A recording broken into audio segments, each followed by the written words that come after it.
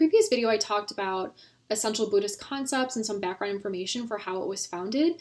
Now, for this video, I'm going to talk about the first part of the Dhammapada, which are chapters 1 through 13. And I'm not going to go over each chapter because I think that might be a little bit too tedious here, but I wanted to think about how these Buddhist concepts of compassion, or ahimsa, which means an absence of ill will, or anatman, which is no self, or self-discipline, wisdom, enlightenment, how are these coming up in the chapters that you're reading?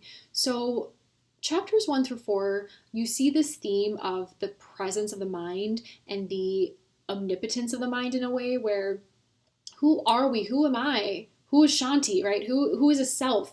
Well, we are comprised of our thoughts. So I'm basically created by my thoughts, but the exciting part about this is that we have control over our thoughts, even though it doesn't feel like we have control over our thoughts, right? We technically do. We just have to really work at it through consistent meditation and discipline. So we're comprised of our thoughts, which means that we do have control over who we are and who we become. And one of the things that we have to really look out for is how pleasure can make us weaker.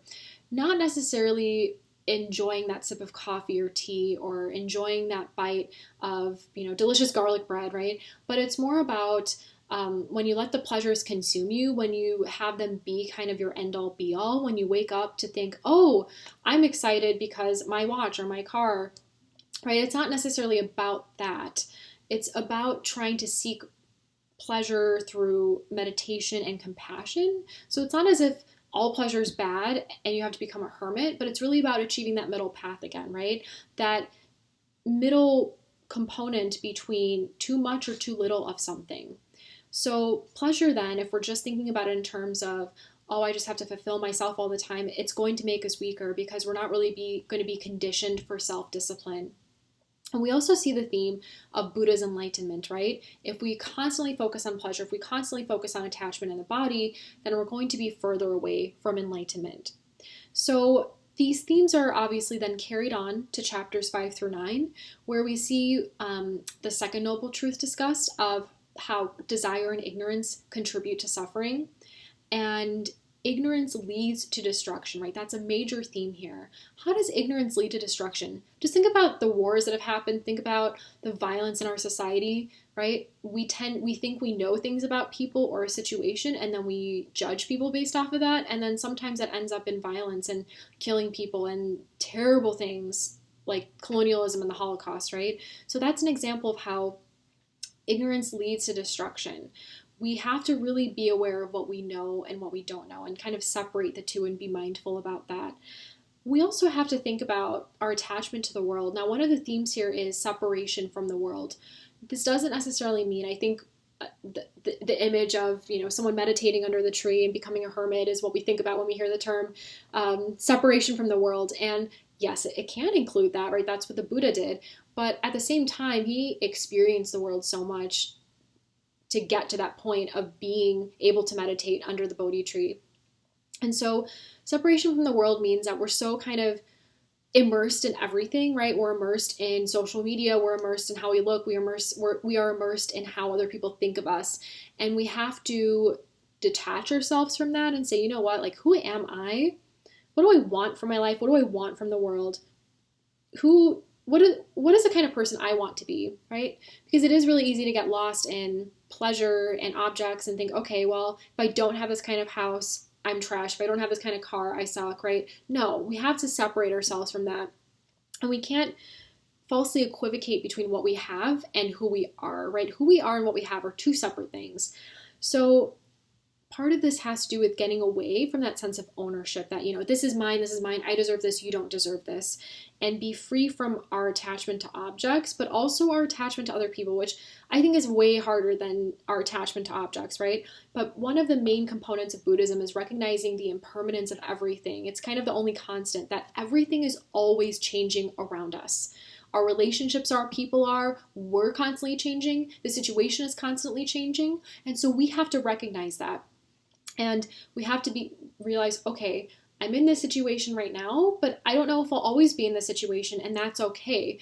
And so part of detaching ourselves from the world, which doesn't mean that you don't care and you give up and you become a nihilist, but it just means that you have to really be aware of when you can give in to pleasure and when you can is this really what I want, or is this what society's telling me I want, right? So do I really want to get married, or is it because society's putting pressure on me to do this, as an example of that?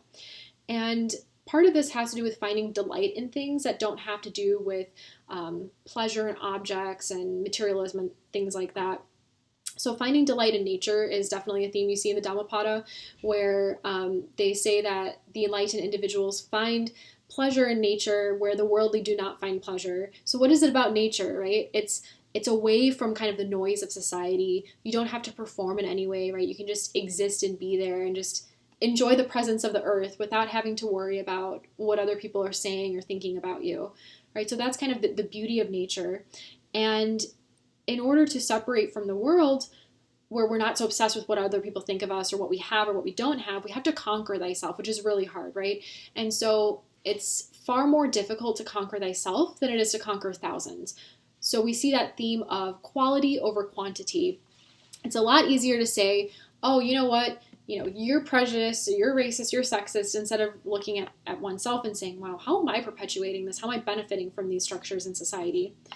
In chapters 10 through 13, again, we see these themes of the connection between the mind and the body and speech. So they talk about angry speech and how that causes so much turbulence. So if you have just think about how you feel when you have angry thoughts, when you think ill of other people, and then you say things to other people and you're like, oh shoot, I completely wish I didn't say this, right? And you regret it, and that causes that turbulence. So in order to act and behave in a good way, we also have to think positively and say positive things, which is a work in progress, right? It's going to be gradual. It's not going to happen immediately.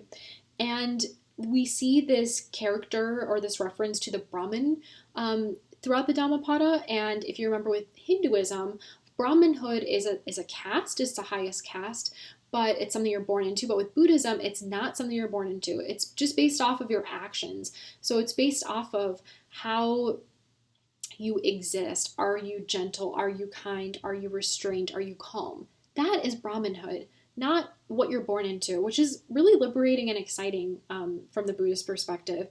And we also have to recognize that part of being separate from the world and part of achieving this restraint is that the body is going to decay and it is frail and it causes illusions. And so we cannot be detached, or we can't be attached to the body. We have to be detached from the body.